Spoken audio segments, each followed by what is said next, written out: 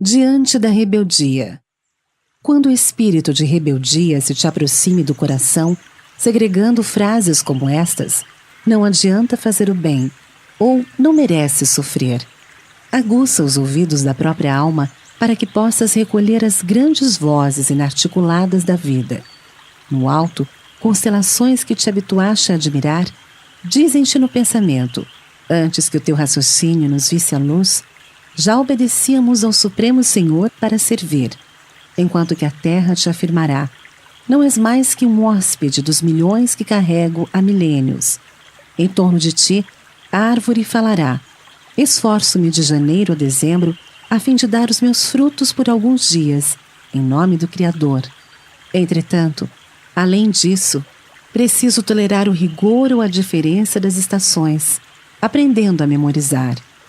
E o animal te confessará, vivo debaixo do teu arbítrio, e fazes de mim o que desejas, por séculos e séculos, porque devo sofrer-te as ordens, sejam quais sejam, para que eu possa um dia sentir como sentes e pensar como pensas. Medita na tolerância maternal da natureza que transforma o carvão em diamante, através de décadas e décadas de silêncio, e traça caminho na pedra, usando a persistência da gota d'água.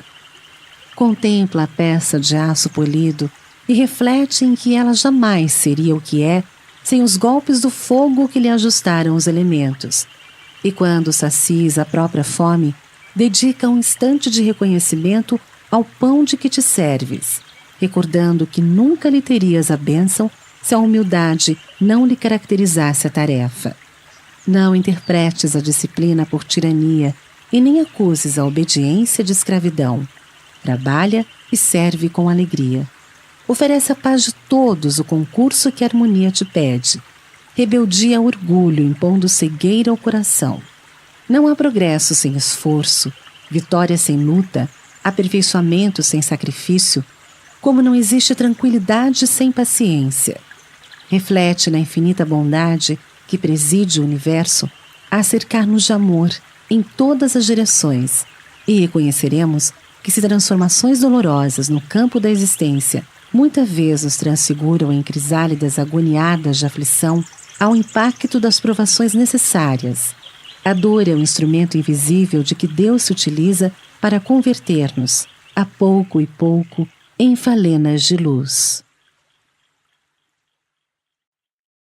Na hora da crítica, salientamos a necessidade de moderação e equilíbrio ante os momentos menos felizes dos outros. Entretanto, há ocasiões em que as baterias da crítica estão assestadas contra nós. Junto de amigos quanto de opositores, ouvimos objurgatórias e reprimendas, e não raro tombamos mentalmente em revolta ou depressão. Azedume e abatimento, porém, nada efetuam de construtivo. Em qualquer dificuldade, irritação ou desânimo, apenas obscurecem situações ou complicam problemas. Atingidos por acusação e censura, convém estabelecer minucioso autoexame. Articulemos o intervalo preciso em nossas atividades a fim de orar e refletir, vasculhando o imo da própria alma.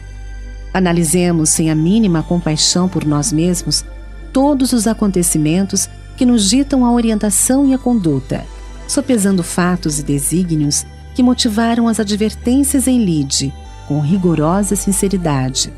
Se o foro íntimo nos aponta falhas de nosso lado, tenhamos suficiente coragem a fim de repará-las, seja solicitando desculpas aos ofendidos ou diligenciando meios de sanar os prejuízos de que sejamos causadores.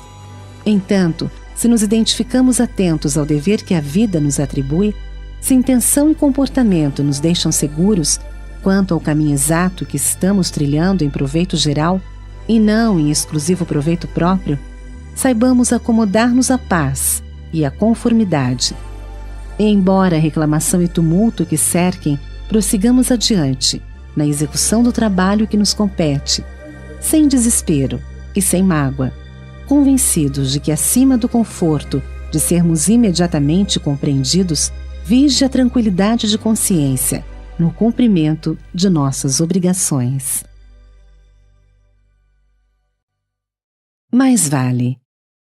Mais vale sofrer que gerar o sofrimento, de vez que todos quantos padecem, arremessados à vala da provação pela crueldade, encontram em si mesmos os necessários recursos de reconforto e de reajuste, ao mesmo tempo que os empreiteiros do mal suportarão as lesões mentais que impõem a si mesmos nos conflitos da consciência.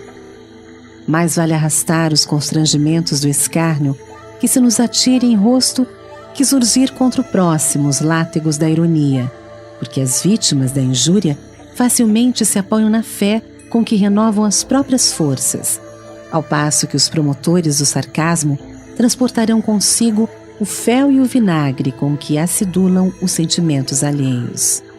Mais vale ser enganado que enganar no trato da vida, porquanto as pessoas enganadas denotam alma simples e sincera, compreendendo-se que os enganadores andarão embrulhados na sombra que se empenham toda vez que procurem enevoar a estrada dos semelhantes.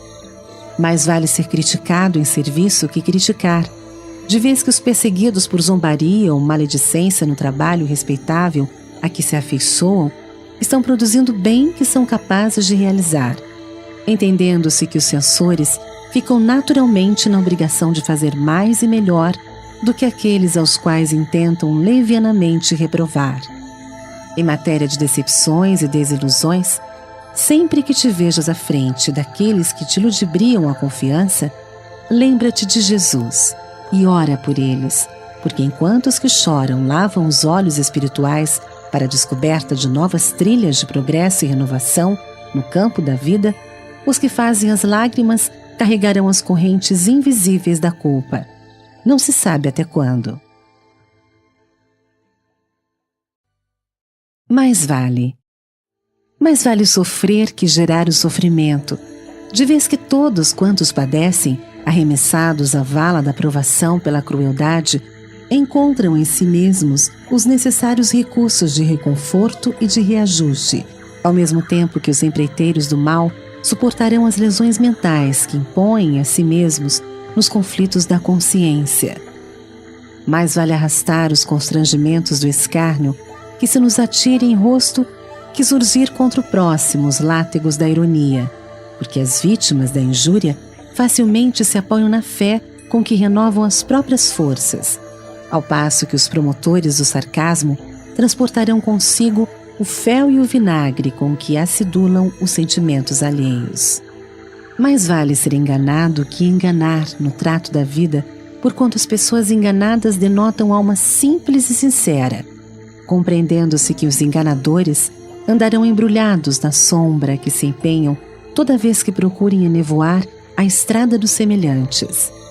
Mais vale ser criticado em serviço que criticar, de vez que os perseguidos por zombaria ou maledicência no trabalho respeitável a que se afeiçoam estão produzindo bem que são capazes de realizar, entendendo-se que os censores ficam naturalmente na obrigação de fazer mais e melhor do que aqueles aos quais intentam levianamente reprovar. Em matéria de decepções e desilusões, sempre que te vejas à frente daqueles que te ludibriam a confiança, lembra-te de Jesus e ora por eles, porque enquanto os que choram lavam os olhos espirituais para a descoberta de novas trilhas de progresso e renovação no campo da vida, os que fazem as lágrimas carregarão as correntes invisíveis da culpa. Não se sabe até quando. Emmanuel, Espírito. Emmanuel foi o dedicado guia espiritual de Chico Xavier e supervisor de sua obra mediúnica, que deu origem a mais de 400 livros, desdobrando a codificação realizada por Allan Kardec. Nesta obra literária, tornou-se o autor de maior produção, escrevendo 113 valiosos livros, sendo 7 em parceria, e participou de dezenas de obras de autores diversos, com belas páginas evangélico-doutrinárias, prefaciando a maioria delas.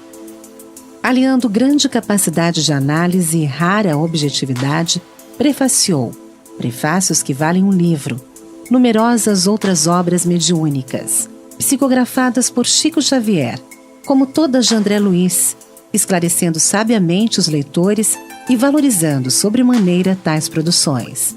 De sua autoria, destacamos os romances históricos, as obras que analisam tópicos do Novo Testamento e da codificação kardeciana, história da civilização vista do mais além, estudo do tríplice aspecto do espiritismo e 2 livros de cunho científico. Do seu passado espiritual, sabemos que nos últimos 20 séculos ele reencarnou várias vezes. Assim, o romance Há 2000 anos apresenta-nos a sua existência na figura do senador Públio Lentulus, autor da célebre carta endereçada ao imperador romano, onde fez o retrato físico e moral de Jesus. E em 50 anos depois a Nestório, o escravo judeu de Éfeso, que teve a felicidade de conhecer o evangelista João, tornando-se um cristão atuante nas catacumbas de Roma. Posteriormente, Emmanuel vinculou-se de coração ao Brasil, a partir do século XVI, na figura do Padre Manuel da Nóbrega, 1517-1570, primeiro apóstolo do Evangelho em nossa pátria. Amor e Sabedoria de Emmanuel, Clóvis Tavares.